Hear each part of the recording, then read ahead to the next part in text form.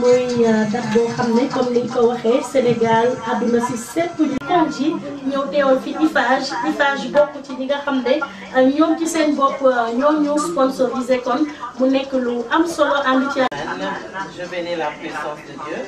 Bébé Elise maa ngi leen nuyu vraiment di nuyu bébé Suzanne Marie Seck di nuyu équipe Espérance FM yëpp di nuyu suñu invité yi di nuyu waa Sénégal àdduna rax ci dolli vraiment di souhaiter. ayca ñu ànd ci ak Suzanne Marie Seck wax naa ko ci présentation bi Suzanne mu nuyu la bu baax bàyyi la nga nuyonteeg mbokku auditeurs yi. xëy naa la bu baax Elise nuyu tam maman Rose nuyu tam suñu charmante invité yi.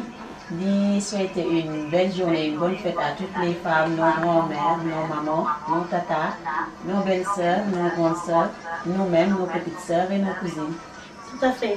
8 mars, donc, journée internationale de la femme. Votre plateau spécial ci Radio Espérance wax nañ ko ba mu doy rajo bi nga xam ne moo fonk jigéen ñi yëkkati jigéen ñi màggal jigéen ñi loolee tax mu daal di leen di jox pàcc bu rëy ci programme am 9h la ñu tàmbali nar a jëm ba 12h incha allah waxtaanee lépp luy jigéen mbokk auditeurs yi yéen ñi ñuy déglu fépp fu ngeen mën ci nekk bokk ngeen ci suñu waxtaan bu leen neexee da ngeen di woote rek ci 88 628. 77 77 bu fekkee namm ngeen a seede jigéen namm ngeen a seede yaay seedeel rek seedeel mag loolee mooy jigéen ba tey ci ngeen a bokk wax nañ ko ci tàmbali gi dañu am sponsor yoo xam ne ñoom tamit dañuy màggal jigéen c'est-à-dire defuñu dara bàyyi jigéen defuñu lenn bàyyi ñi nga xam ne ñoo di jigéen moo tax ba ñu ne dañuy amal suñu plateau spécial hôtel Fleur de Lys ne waaw nangu naa leen dalal gis ngeen espace bu yanj bi mbokk auditeurs yi bu ñu demee ci page Facebook Radio Espérance dinañ ko mën a gis ñu daal di ñuy xàllal yoon bi ba mu yaar ñu gërëm bu baax hôtel Fleur de Lys ñu gërëm bu baax son président monsieur MSN di gërëm bu baax groupe RS ñoom ñi ñu accompagner également les mamelles njaboot ñu leen di gërëm monsieur Pierre Ndiaye xaritu Rose Sarr ñu ngi ànd itam ak la Rose des Champs Brigitte Evans ñoom ñoo ñu décoré lépp li rose ci salle bi ñu ngi gërëm bu baax a baax suñu sponsor bii di institut de formation IFAGE ki nga xam ne moo di madame Rokhaya Kandji ak teewal fii IFAGE tout à l'heure dinañu découvrir bu baax a baax boobu les structures à travers donc madame Rokhaya Kandji ñuy gërëm Texen di gërëm AIS ak monsieur Hubert Dacosta moom mi tàyyiwul ci dara di gërëm bu baax expert auto ñu ngi ànd ak ñoom gërëm Titouni Babies ñoom it ñu bokk ci suñuy sponsor Eau Royal ak Star Énergie waaye du ñu fàtte benn yoon suñu assurance ñoom ñi nga xam ne yaakaar naa ne ñu ngi assuré ci ñu leen di gërëm bu baax. alors ñu jox kàddu gi suñu invité yi ñi nga xam ne ñoom la ñu njëkk a dooral muy déjà Fatima Faye mu nuyu la bu baax a baax waaye la mu nuyanteeg mbokku auditeurs yi. waaw asalaamaaleykum mbokki auditeurs yi asalaamaaleykum Elise maa ngi nuyu bépp jigéen bu may bokkal plateau bi xam naa ne auditeurs yi gisuñu lu muy gis macha allah jigéen nañ ko ba mu saf na jigéen voilà donc di leen njukkal delloo njukkal te comme ni ko Suzy defee sànq di souhaiter à toutes les femmes du monde spécialement sama yaay je vais commencer par elle mais aussi ñi nga xam ne ñoom laa bokkal plateau bi ku mel ni Roq ku mel ni madame de Rose voilà di leen souhaiter une bonne journée de la femme. allez merci. waaw mbokk auditeurs yi gannaaw ba ñu la nuyoo rafetlu sa teewaay fi. maa ngi leen di remercier déjà pour l'invitation. Aujourd'hui c'est une journée très importante parce que ñun ñëpp fii toog ay jigéen lañu ay jigéen yu am suñu kàddu ci kër jigéen ñu am suñu kàddu ci mbedd bi ñu am aussi suñu kàddu ci suñuy entreprise. tey jii je pense que plateau bi ñu def nii c'est très important voilà dans la mesure où auditeurs yi ñuy déggal yi ñu déglu yëpp tey jii suñu ay rakk lañu suñu ay yaay lañu suñu ay morom lañu. donc da ngeen war a gën a soññ ñu war a gën a mën a am jom jëmale réew mi kanam parce que tey jii su fekkee ni dañoo bëgg économie Sénégal développée ak économie Afrique développée. il faut que tey jii ñun ñi di jigéen ñi takk suñuy sœur. tout à fait fas yéene liggéey fas yéene mbooloo itam pouvoir se développer. donc tout à l'heure damay ñëw justement ci li Fatima wax la am solo c'est ce qui est l'entrepreneuriat. Tey jii on sait tous que l'entrepreneuriat c'est l'un des moyens pour contourner tout ce qui est chômage. Parce que xam nañ ne état bi dañoo employé ñëpp société yi aussi ñu employé ñëpp. Donc il faut que ñun suñu wàllu bopp ñu jàppalante. Am na femme yu bëri tey yu nekk ci village yoo xamante ne jànguñu mais mën nañ peut-être lu ñu mën a def ci dugub bi ak lu ñu mën a def ci àll bi ñu mën a mais ak suñu jàng peut-être ak li ñu yàlla may mën nañ leen aider ñu jàppalante pour mën ko développer. D'accord madame Sarr waaw loo wax ci madame Rokhaya. waaw man ci waxam dama gis une femme bu xam ne elle est stricte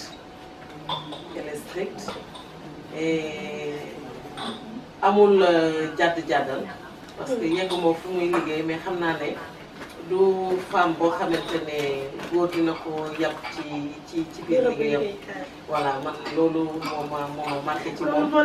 Amen te c'est très important parce que gis nga une femme dans notre société il faut savoir se faire respecter te pour loolu il faut nga am poigne bien vrai que waruloo exagérer parce que une femme fépp fu mu nekk di liggéey ak caractère am lu mu munti mel toujours war na nekk jigéen war nañu mën a sentir que jigéen la ba nga xamante ne ñi nga xam ne uuf nga leen même buñ dee ay góor war nañu mën a ñëw di réfugié wu ci yow à part le travail même ci biir liggéey bi war nañ la mën a parce que jigéen ju am fulla bu la jiitee boo dee góor bu baax danga koy bëgg ndax dana la won ne la yow mii koy liggéeyal dina la jox sa gëdd du la yoral parce que man loolu dama ko fonk ci biir femme bu nekk chef d'entreprise surtout nga jubal parce que sa fulla lu mu bëri loo weex loo tàng su fekkente ne yow sa engagement mënuloo ko honorer yow da ko bafoué te nit ñi pour mu accéder à toi dafay facile te gis naa caractère boobu ci yow et daf ma séduire quand même. D'accord alors Suzanne waaw loo wax ci fépp ci àdduna tey boo demee jigéen ñi ñoo xewle jigéen ñi ñoo ne ci kanam jigéen ñi la ñu ekkati te Radio Espérance encore une fois demul bàyyi ginnaaw kenn demul bàyyi ko ginnaaw moom ci boppam mu ngi jéem di def kenn kantanam ngir fexe ba jigéen gën a gis boppam ci fi nga xam ne mooy réewum Sénégal. ñu ngi tolloon ci Germaine Gabriel Malick dañuy dem ànd ak portrait bi nga dimbali ñu xam kan mooy Germaine Coumba Dior nekk femme nekk dans l'armée di liggéey di def liggéey bu am solo dinañu découvrir ak yow li nga xam ne mooy portrait laataa ñu dellu si ci plateau bi ngir développé. man duma def dara lu dul ne ko joxambaat xol man yaakaaroon di ma joxandaan ma nga si gambaat kii suñu maam moo rey gaynde ca pénc ma suñu maam ñun joxeen bu ragal am te jëfe na ko man mi maa la ko wax ba góor ñi ñëpp jógee daw ñun suñu maam moo tër gaynde bi loolu la joxeen liggéey ci àddina kon ñun bu ñu defee lii rek war nañu moom li mu def da ko war foofu rek laa yemagum ndax lu ko mooy damay jooy. am na solo deret moo yëngu. Suzanne nekkin bi est-ce que lii góor ñi def loolu la jigéen ñi def parce que maa ngi doon tooñ benn ku góor militaire mu ne ma yéen da ngeen di ne tout le temps jigéen ñi ñu ngi si armée bi te yéen dañ leen di baal yenn affaires yi maintenant man yow laa bëgg nga wax ñu ci sa génne est-ce que réellement armée bi li góor ñi di def jigéen ña fa ne moom la ñuy def. Bon,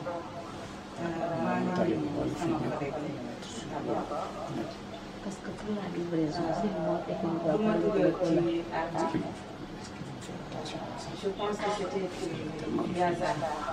Parce que j'étais à l'université, ñu affecté mon espagnol. Maintenant, j'étais avec une copine boo xamante ne on partageait tout.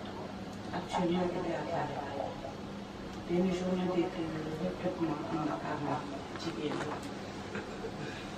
mu ñëw ne ko Christelle man de dama doon nekk armée mu ne ma yow man de ay côté laa la sol ay talon yu gudd mu ne ma comme yow da ngaa war a sol daal ñu gunge la ñu dem ba jël jom kenn yëgu sama yaay yëgu ñu ko man ko maa ngi la protéger à la ñu ma yow nii man ko waaw parce que man damaa bëgg nelaw man foo ma fekk rek damay nelaw. ah di nga yeewu ah.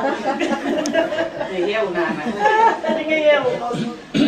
léegi nag mënuma yow mënuma ko wax mënuma xaar après naa ko wax sa waxtaan bi mooy Joseph ma ne ko xam léegi mu woo Jo wax ko Jo ne ma bul dem loo bëgg ci chaque mois dinaa la ko mu ne ma Germaine bul dem ma ne ko man dinaa dem ma ne ko chaque mois ma ne la jox ma man ko du yooyu ma dem recruté wu c'était très difficile très bien loo xam boo demee rek lay jox ma dem recruté ju Guédiawaye da ngay toog toute une journée même place serré góor ñi fii jigéen ñi fii ñu bokk noonu dëgg la mais da ngay toog toute une journée ci suuf si pour rek mën a am sa papier vert pour dem Bamba c'était très difficile maintenant bon bi ma jotee sama papier vert dañuy demander ñu am bac ban fu ñu bëgg a dem janvier wala mois de mai wala septembre ma ne leen septembre laa bëgg a dem parce que maa bëgg a dem sama examen université ñu yóbbu ma septembre ma dem sa biir. dafa am ku nekk ci ligne bi allo bonjour. Bonjour, je vous entends pour mal. waaw kooku tur bi. Allô? allo oui ñu ngi lay dégg bu baax tur bi.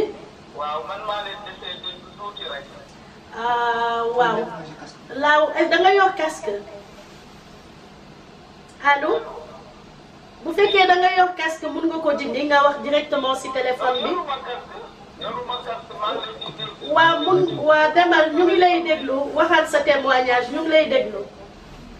waaw jërëjëf Élise maa ngi ndokkale jigéenu Sénégal yëpp.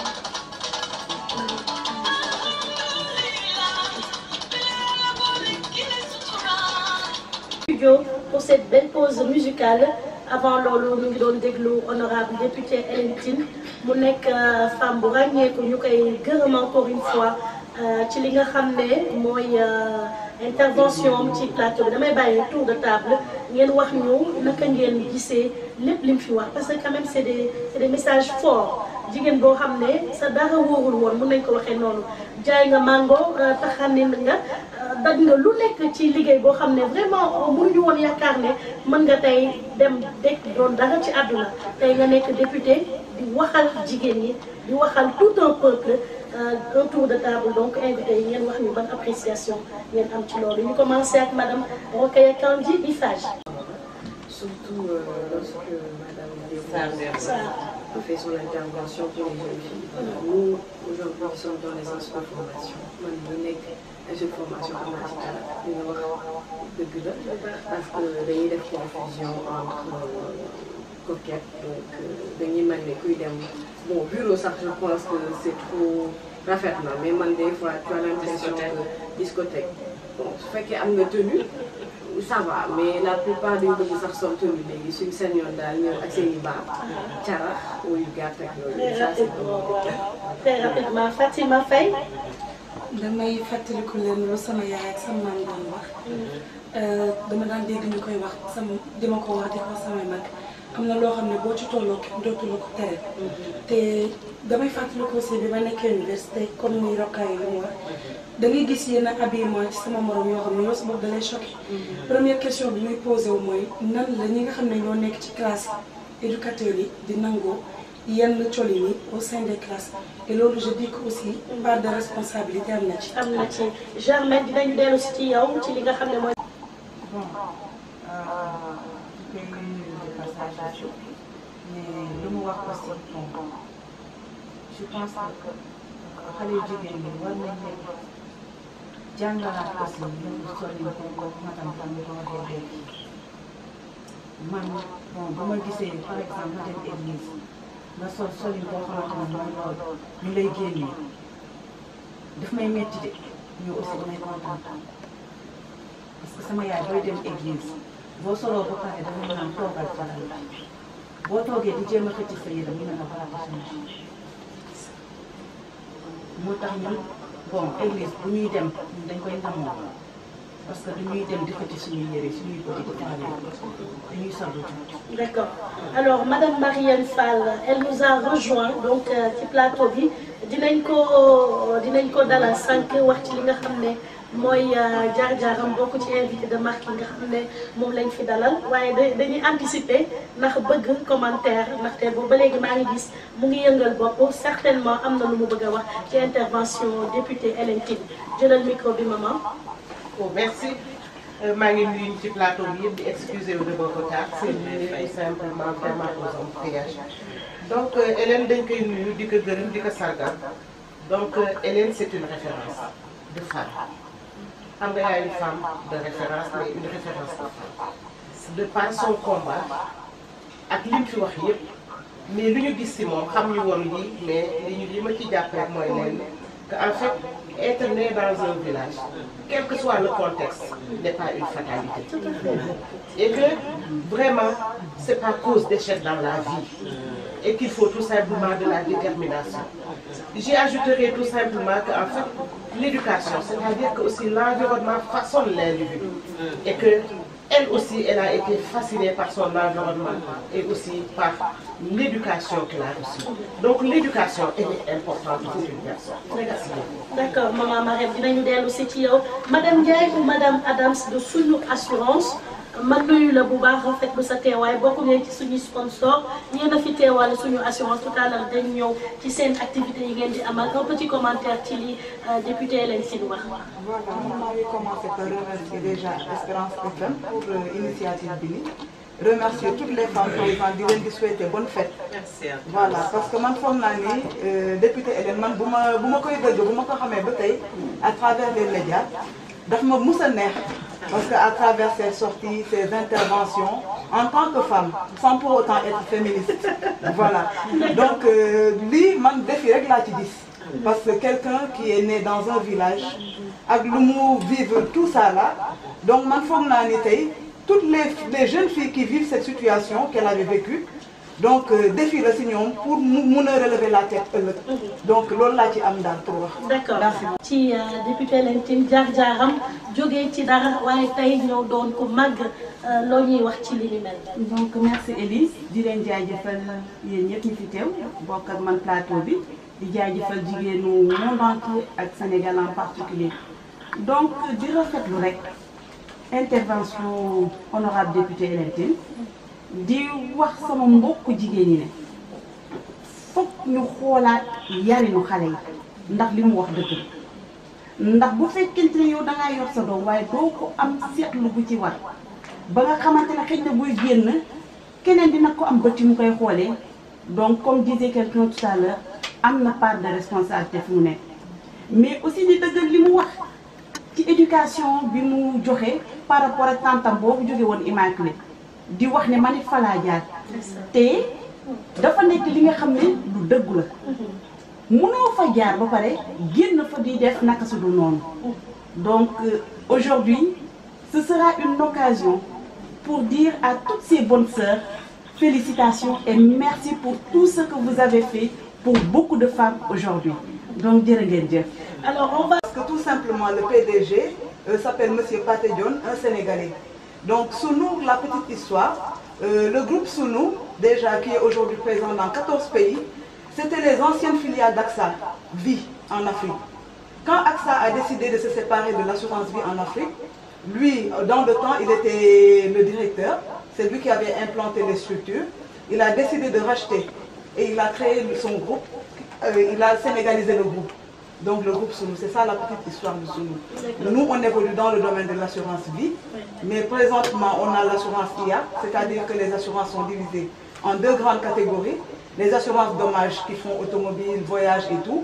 Et nous, les assurances de personnes, la vie, qui sont liées à la durée de la vie humaine. Soit elle est longue, soit elle est courte. D'accord. Alors, Madame Adam Solo, tu as ajouté en attendant.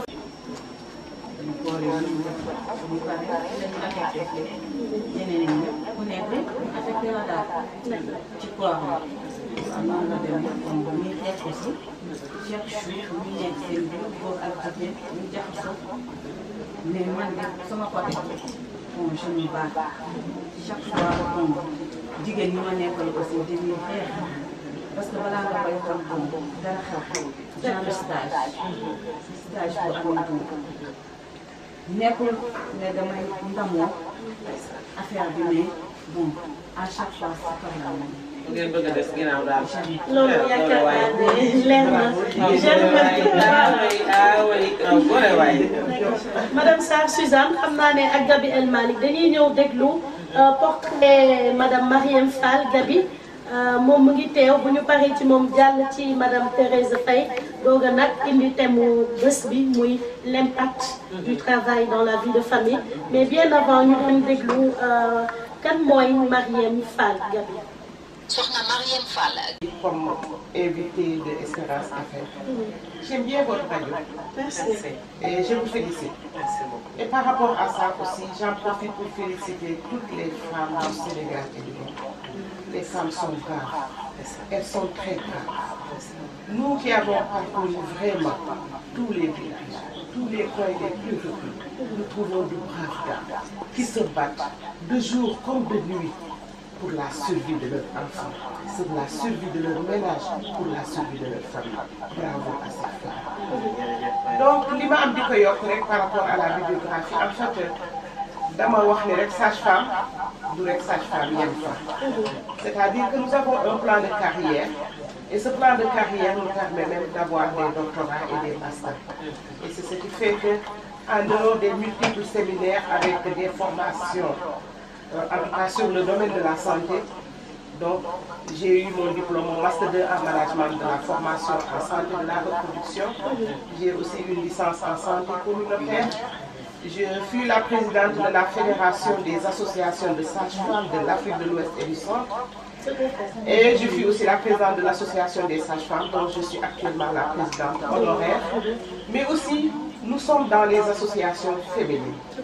Nous sommes dans le conseil d'administration du réseau Sigil Jigéen et nous sommes dans toutes les organisations féminines où ils ont besoin de personnes pour parler de la santé de la reproduction qui constitue en tout cas une partie de l'autonomie de la femme.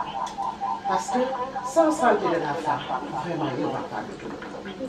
Sans santé de la femme, il n'y aura pas de santé de la femme. C'est la femme qui amène l'enfant, n'est-ce pas, quand il est malade. C'est la femme qui tombe enceinte. C'est la femme qui accouche.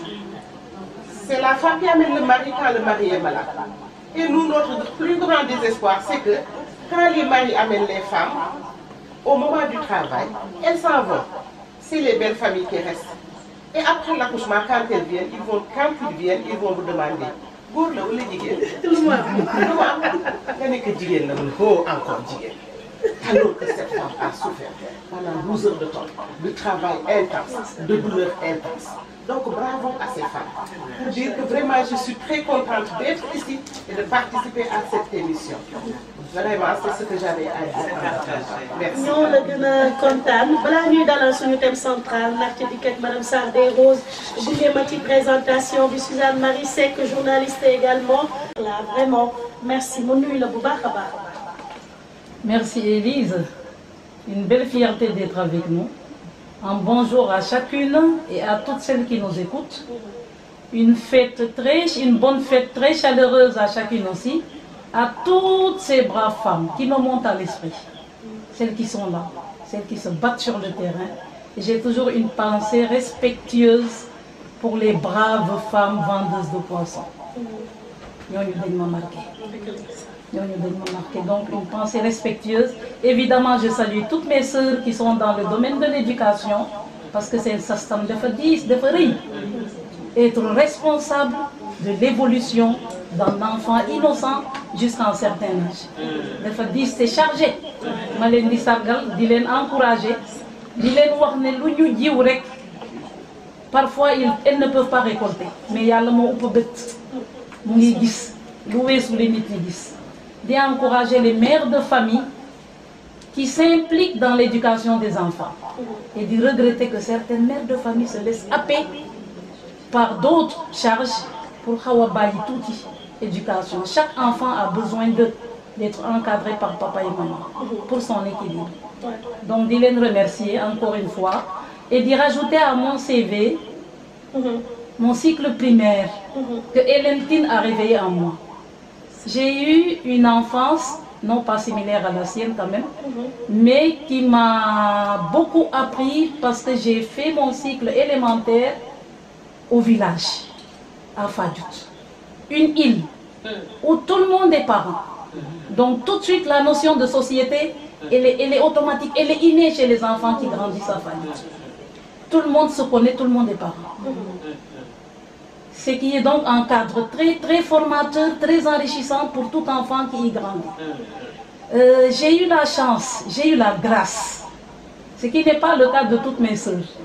J'ai eu la grâce, alors que mes parents étaient à Dakar, d'être avec grand-mère à Fadjout. Et d'être allé chercher le bois, oui, comme Hélène, avec les copines. D'être allé chercher des mangues, j'en ai pas vendu honnêtement, mais je suis allée en chercher, oui, pour partager avec l'environnement. Parce que le village est une famille, donc tu arrives et tu distribues. Tu arrives, tu distribues. Aller chercher du bois, oui, pour que grand-mère puisse préparer la cuisine.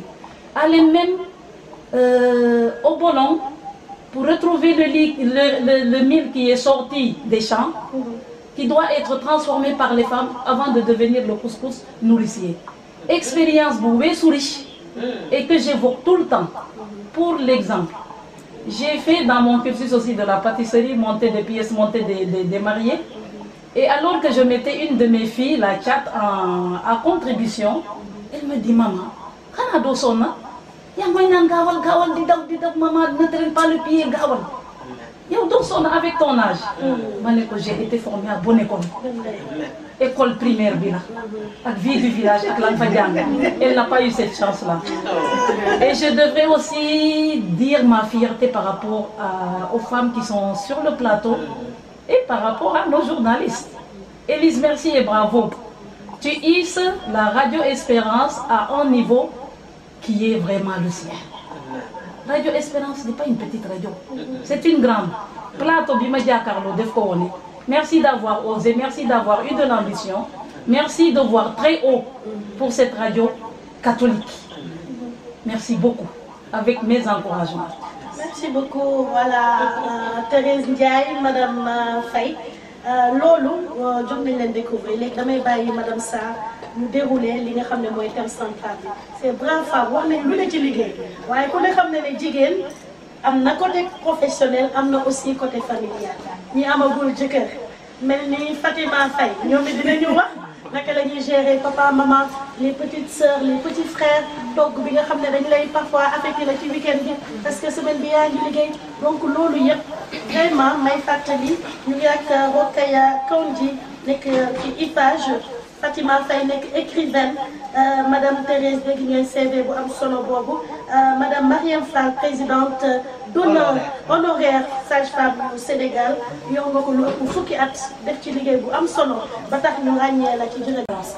mais toujours def ci elle me pousse pour que may dem fu sori mais toujours daf may naan bàyyi xel na ëllëg da ngeen borom kër mais man dafa am leen lu may wax certes je n'ai pas de vie familiale comme sama ñoom maman yi nga am ay borom kër. mais am nañu ay yaay am nañu ay papa am nañu ay sœur dañ leen di toppatoo yenn saa yi jànk am yenn saa yi am nga wàcc teel a guddee wàcc ñëw doo seetaan sa yaay wala sa rakk dañ ciy jàpp mais dans tous les cas pour man impact du travail dafay am benn impact psychologique bi muy def si jigéen seetlu li ma la wax jigéen bi nga xam ne day toog si këram Tata Rose du mus a bokk ak jigéen bi nga xam ne dafay liggéey xam nga lu tax ki nga xam ne dafay jug di liggéey ak lu mu munti def day ñaan yàlla toujours muy avancer mais kooku dafa soxla ku ko jàppale est-ce que incompréhension amul comme ni ko sama yaay bi waxee entre ñun ak suñu càmmiñ ñi parce que man par exemple may joxe sama exemple toujours dañ la naan sa jàng bu sori bi fan nga jëm est-ce que yow tu ne crains pas nga nekk man dama leen di toll naa leen noonu am na ay cousin yoo xam ne su ma naree dem ba des célibataires man lañ ko jox juste pour takkine mais pour wax ne parfois aussi da ngay soxla nit koo xam ne da lay jàppale mais malheureusement ambition yi ngay am du ñëpp ñoo koy comprendre da ngay bëgg ni sa parents yi di ñëfee ba def ci yow nga màgg sutura sa bopp sutura képp ku yaakaar si yow mais malheureusement parfois compréhension boobu dafay jafe soo waxee tuuti sa xalaat da nga compliqué wala da nga may jaay ne da nga jaay te loolu day nekkul pour man luy faciliter suñu nekkee.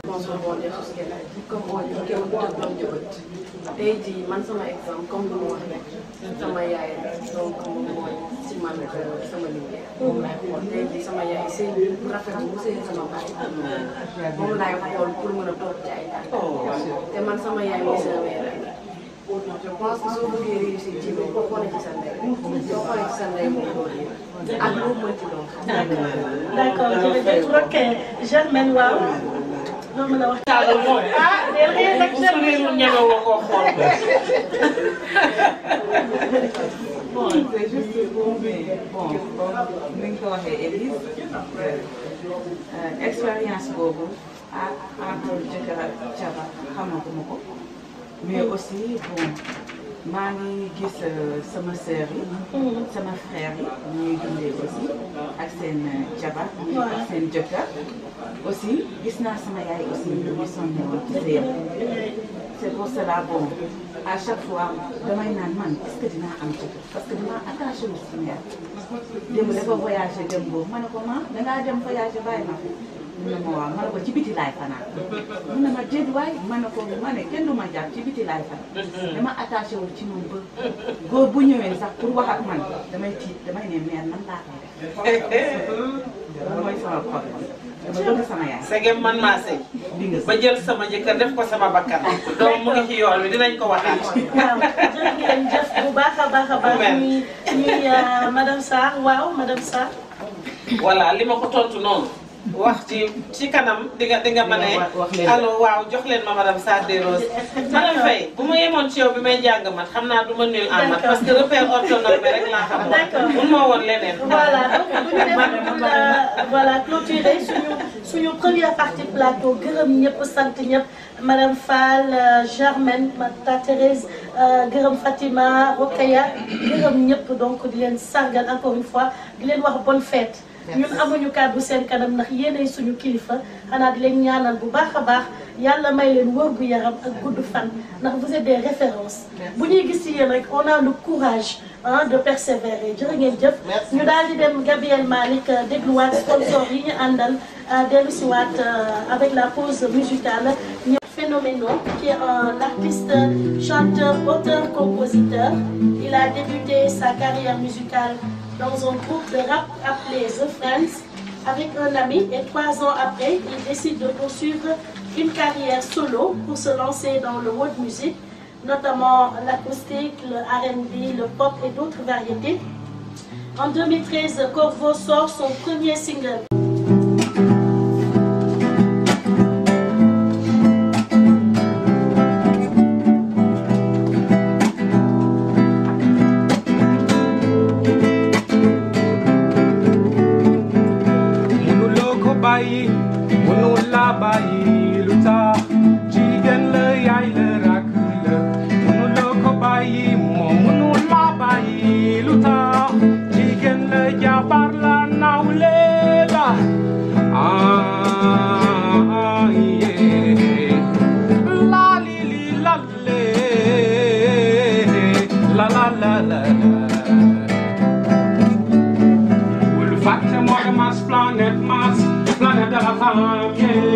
C'est le monde des femmes référence. Boulevard, c'est le monde de Mars, planète Mars, planète de la femme, yeah.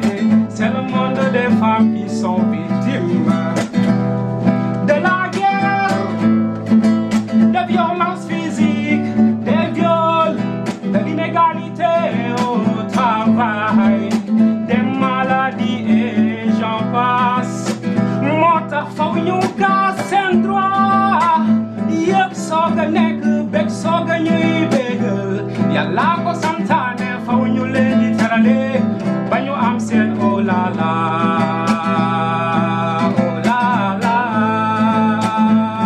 ba ñu am seen oh la la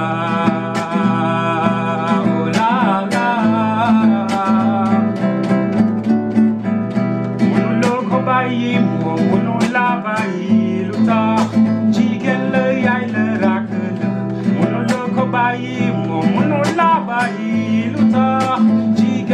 jabar la nawle la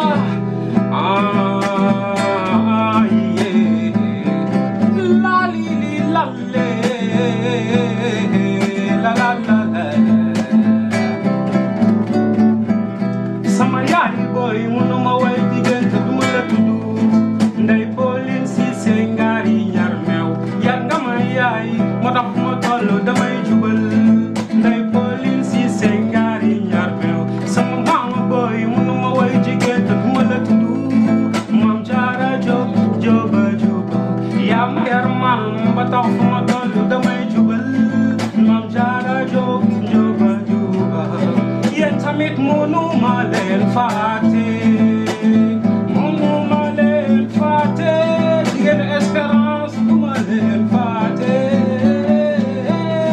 yow Élise duma la faate waaw waaw duma leen faate yéen auditrices yi duñu leen faate waaw waaw ñuy dalal Lalla Aïcha Fall Émilie Madame Lo Aïssatou Anne Khady Karima Gueye mbokk auditeurs yi ànd ak ñu 9h ba léegi jërë ngeen jëf ñi nga xam ne itam dañuy doog a jël jërë ngeen jëf di wax ne rek plateau bi dinañ ko amal ba 12h bu fekkee ne aussi bëgg ngeen wormaal jigéen ñi retour mën ngeen woote ci 88 628 77 77 numéro boobu ngeen di jaar ñuy ànd ak yéen kon ba 12h wax nañ ko Radio Espérance tamit kenn du dem bàyyi ko ndax moom moo njëkk a sargal jigéen njëkk a yëkkati jigéen njëkk a wormaal jigéen plateau bi ñu ànd ci ak Élise Senghor ci kàddu gi madame Sardé Rose jëkkëram ay bakkanam Suzanne Marie Seck nekk journaliste ci kër gi suñuy invité yi ñu njëkk a dalal bokk na ci Thérèse Faye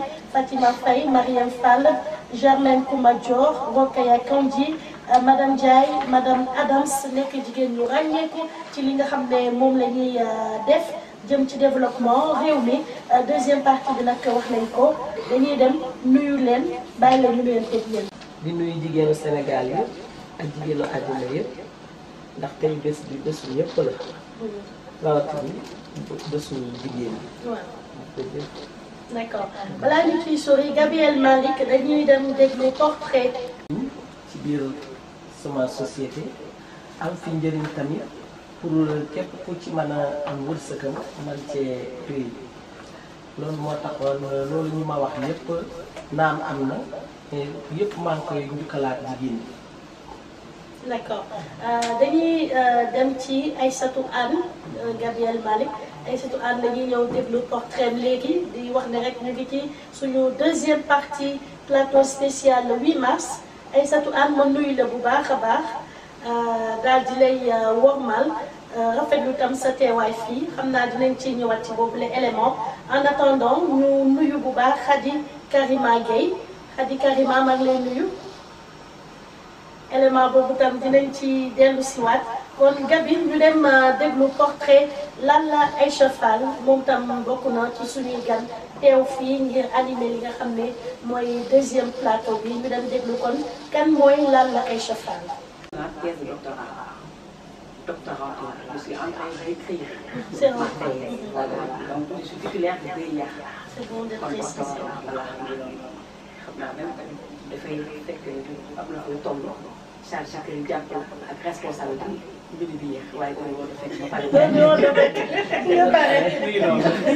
dëgg la Lalla Aïcha ñu lay gërëm bu baax nga nekk femme bu yëngu looloo ci wàllu politique nekk ci battante boo xam ne kenn du ko laajte waaye ba tey ñu ngi ànd ci suñu deuxième partie émission ak Marie-Anne Ndaw Kama moom moo fi teewal Tituni Babies ñoom ñi nga xam ne du bokk ci suñuy sponsor waaye tam Valentine madame Ndiaye Valentine Ndour madame Ndiaye teewal fii ACE def vraiment grand boubou bi yàgg na seen yi rafet na jërë ngeen jëf ci seen teewaay mu nuyu la bu baax a baax madame Ndiaye bàyyi la bu nuyu teg bokk auditeurs yi. voilà Élise merci maa ngi lay fay sa nuyu di nuyu aussi femmes yi teew fii yëpp les valeureuses femmes qui sont là je les reconnais di nuyu jigéenu àdduna bi yëpp di leen di sargal ñu bésu tey bi surtout jigéen ñi nga xam ne sonn nañu lool ci bëgg a nekk exemple ci seen société en passant par leur travail et benn liggéey réew si ma koy dooree ci liggéeyu kër merci beaucoup. waaw day mel ni mu ngi anticiper ci suñu thème ndax dinañu ñëw ci liggéey. tout ce qui est accessoire. Donc on souhaite une bonne fête à toutes les femmes du monde entier. D'accord seen entreprise yéen fii teewal dañu bokk ci suñu sponsor yi donc on va pas vous retenir longtemps très rapidement dañ leen di bàyyi ngeen mën a revenir ci li nga xam ne mooy. waaw ci suñu Babies nag benn entreprise la bu jaay des vêtements et accessoires pour enfants dañuy def aussi tout ce qui est jouets de Noël et tout ce qui est puériculture pour enfants et pour les mamans aussi qui sont en grossesse et pour les enfants de 0 à 14 ans. Donc nous avons des vêtements de qualité à prix abordable, des vêtements vraiment pas chers. On est là pour la société. maa duñ fa dem ngeen di ñu taxé. suñu pochette yëpp bëgg ko. donc Massar mu ngi boo xam ne la vraiment dafa jaay loo xam ne vraiment des vêtements de qualité daal. buñ fa demee daal. l'association Femmes de Demain Sénégal. alors li ñu wax ci sa portrait noonu la wala du noonu loo ci yokk wala loolu ci mën a corriger. on va ma si yokk donc lépp noonu la macha allah et di profiter occasion bi pour nuyu sama benn professeur boo fa fekk madame Rella Aïcha Fall donc c'est pour moi un énorme plaisir de vous retrouver sur ce plateau. En tout cas merci vraiment de nous avoir honoré de votre présence comme ni ñu ko waxee 9h ba léegi di fi dalal ay femmes dinañu waxtaanee lépp lu jëm ci jigéen ñi lépp li nga xam ne aussi moo jëm ci jigéen ak liggéey ak biir kër alors Aïssatou Anne malheureusement egseegul bon maa ngi koy jaawaat alors Aïssatou Anne balaa ñuy dugg ci waxtaan bi dañuy dem avec Gabriel Malick déglu aussi portrait xam kan mooy suñu invité dugg si li nga xam ne kon mooy thème central. ñu rejoindre alors Aïssatou ma nuyu la bu baax a baax sañse bi rafet na waaye lu ma def ba xàmmeewu ma la waaye. Alors malheureusement je ne parle pas le wolof. Je vous l'attends avec grand plaisir, mais le wolof c'est pas encore ça. Alors, qu'est-ce que vous avez à dire du portrait qu'on a dressé? Voilà, bon, je l'ai fait d'une manière très brève, mais je mets en avant d'abord mon rôle d'épouse et mon rôle de mère, et éventuellement ma passion qui est l'accompagnement dans différentes associations à laquelle je suis membre de ces différentes associations. Le 8 mars, quel est votre message?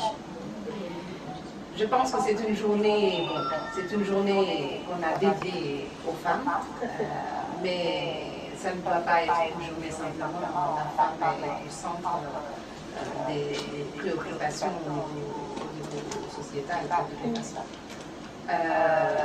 Mais c'est un événement où on peut vraiment valoriser un peu le travail de toutes ces braves femmes, quelles qu'elles soient, différents niveaux aussi, au niveau scolaire, au niveau entrepreneuriat, en tous les cas des femmes qui ont envie de participer au développement de leur localité d'origine. Ça c'est important. Alors vous Lalla Aïcha Fall, vous avez déjà votre micro comme ni nga ko waxee déglu nañu portrait ñi nga xam ne ñooy suñu invité wax nañu ci sa jaar-jaar lu am solo li ñuy njëkkee ponk bu njëkk bi mooy jigéen jóge ci dara ñëw doon nit koo xam ne ràññee nañ la jóge ci dara ñëw doon jigéen bi nga xam ne fu ñuy tuddee ñu baax dinañ la ci lii.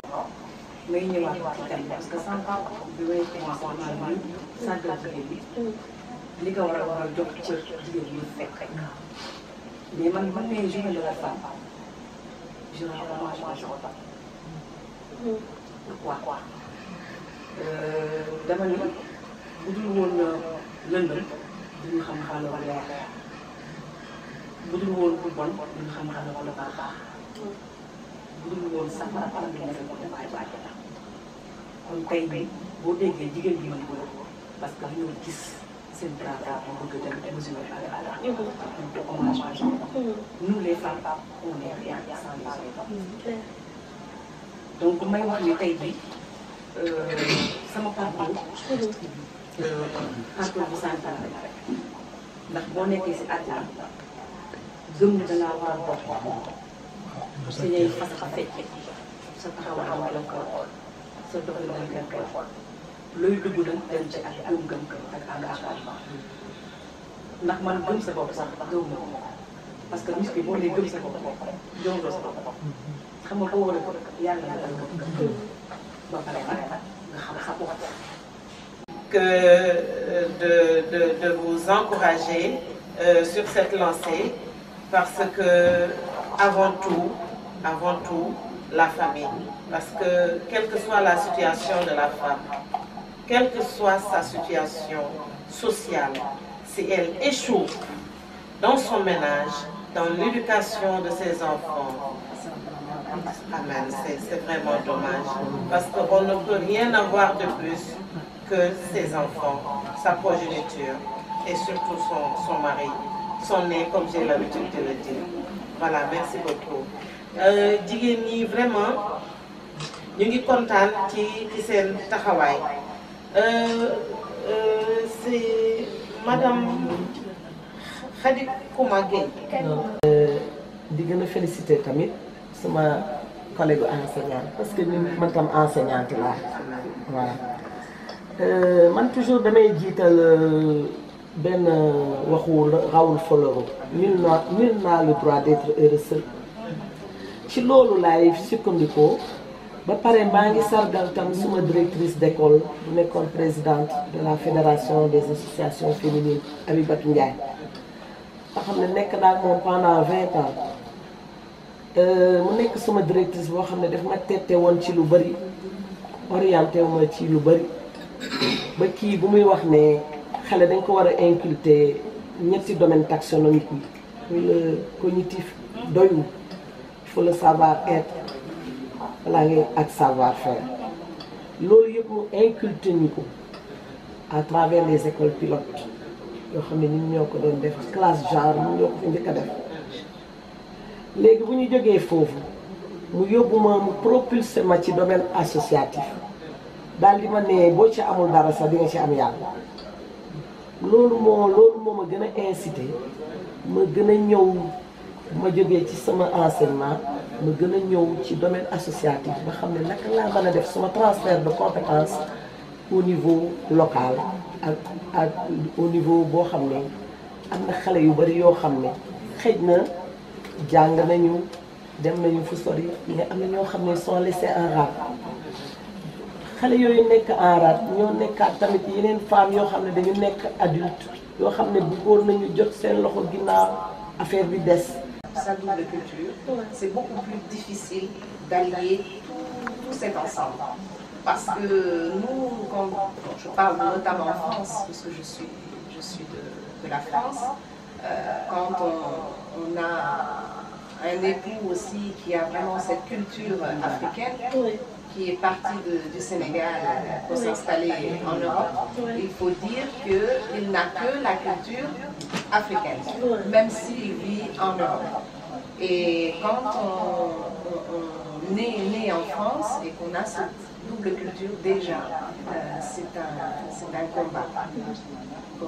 Parce que nous sommes à l'école du village à 13 ans, on est avec la société française qui nous inculque les valeurs françaises, mais c'est un choix d'éducation que mes parents m'ont donné, c'est d'apprendre d'où l'on vient et d'épouser cette culture. Justement, comment vous faites? Comment vous faites? Quelle est l'astuce pour gérer ces deux dimensions quand même? Leur contribution. Voilà.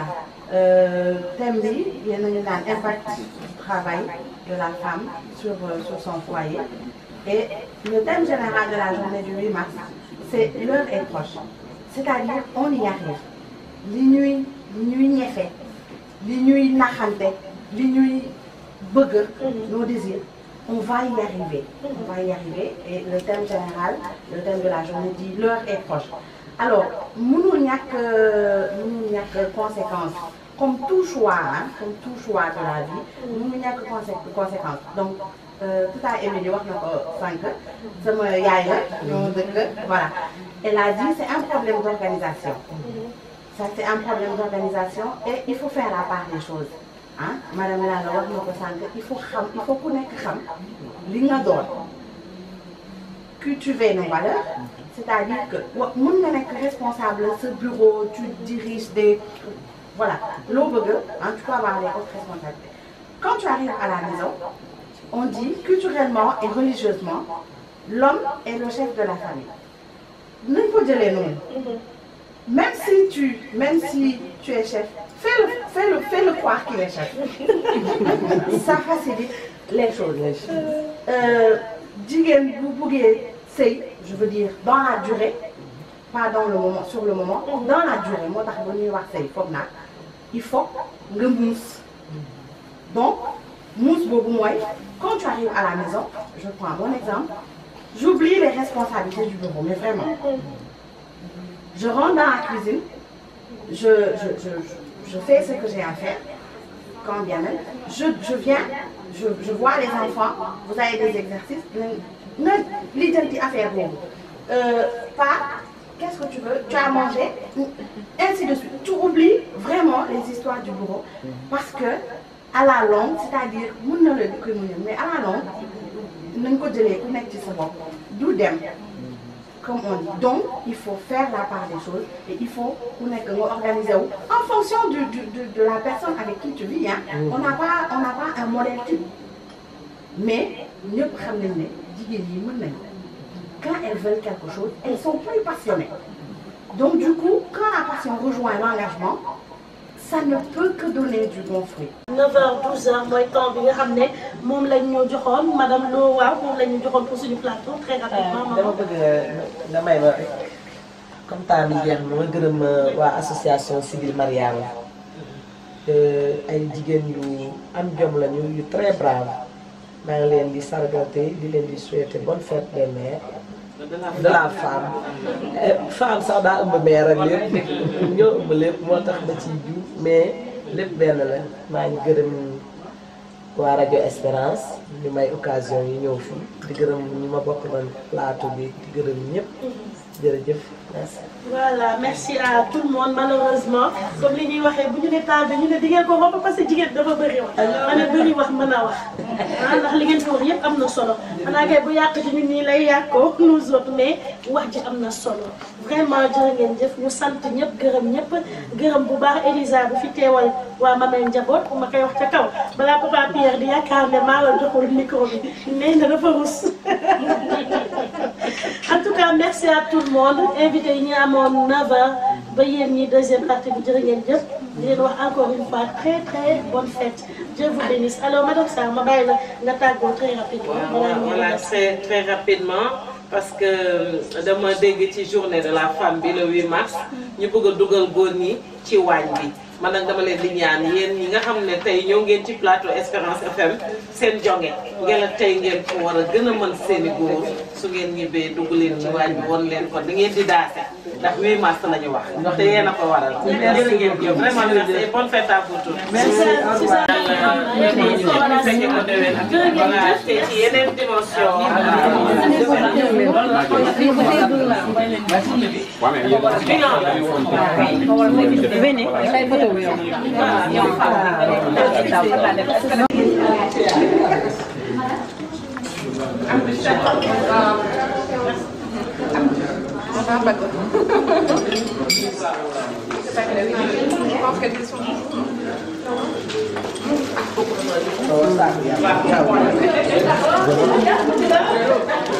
Merci.